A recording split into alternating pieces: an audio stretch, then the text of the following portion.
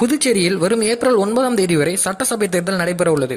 இந்நிலையில் இண்டி கூட்டணியில் வேட்புமனு தாக்கல் செய்யும் கடைசி நாள் வரை தொகுதி பங்கீடு ஏற்படாததால் பல்வேறு தொகுதிகளில் திமுக, காங்கிரஸ் வேட்பாளர்கள் தனித்தனியாக வேட்புமனு தாக்கல் செய்தனர். இதில் ராஜ்பவன் தொகுதியில் திமுக சார்பில் விக்னேஷ் கண்ணன் என்பவரும், காங்கிரஸ் சார்பில் குமரன் என்பவரும் வேட்புமனு தாக்கல் செய்தனர். தற்போது ராஜ்பவன் தொகுதி திமுகவிற்கு ஒதுக்கப்பட்ட போதும் காங்கிரஸ் வேட்பாளர் குமரன் தீவிர வாக்கு சேகரிப்பில் ஈடுபட்டு வருகிறார். ராஜ்பவன் தொகுதிக்குட்பட்ட கொசக்கடை வீதி, செட்டித்தெரு உள்ளிட்ட வீதிகளில் வீடு வீடாக சென்று வாக்கு சேகரிப்பில் ஈடுபட்டு வருகிறார்.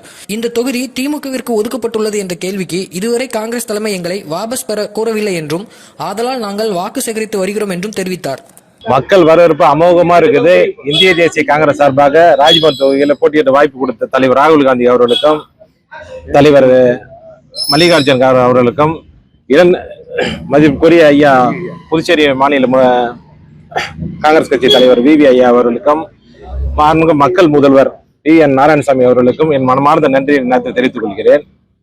ராஜ்பவன் திமுக இப்ப நீங்க வாபஸ் வருகிறீங்களா இல்ல அந்த உங்களுடைய பணி அது நீங்க தான் சொல்றீங்க. அது மாதிரி இது வரைக்கும் கட்சியில இருந்து எந்த விதமான உத்தரவும் என்கிட்ட அது மாதிரி சொல்லவே இல்லை. அப்போ உங்களுடைய பிரச்சாரம் தொடரும். எங்கள் பிரச்சனை நல்ல சுமூகமா தொடர்கிறது. மக்கள்கிட்ட அமோக வரவேற்பு இருக்குது. சார், இந்திய கூட்டணியில திமுகவுக்கு சீட்டு ஒதுக்கப்பட்டதா அவங்க வெளியிட்டு இருக்காங்க 13 தொகுதியில திமுக. அப்ப நீங்க கூட்டணியில இருந்து நீங்களும் வாக்கு சேகரிப்பு இந்த கேள்வி கட்சி தலைவர்கிட்ட தான் கேட்கணும். எனக்கு அவர் கட்சி தலைவர் தான் எனக்கு ஏ ஃபார்ம் பி ஃபார்ம் கொடுத்துக்கிறாங்க. அதை வாங்கி நான் ஃபைல் பண்ணிட்டு பிறகுதான் என்னோட தேர்தல் பயணத்தை நான் கண்டினியூ பண்றேன்.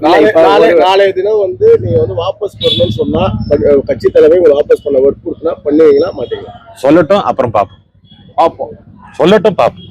சரி, அப்படி ஒரு கேள்வி எழலையே, நீங்க தான் கேட்கறீங்க. எனக்கு பாஸ் எங்க கட்சி தலைவர் அவர் சொன்னாதான் நான் கேட்கறேன். செய்வீங்க. அது சொல்லட்டும், அப்புறம் கேட்போம்.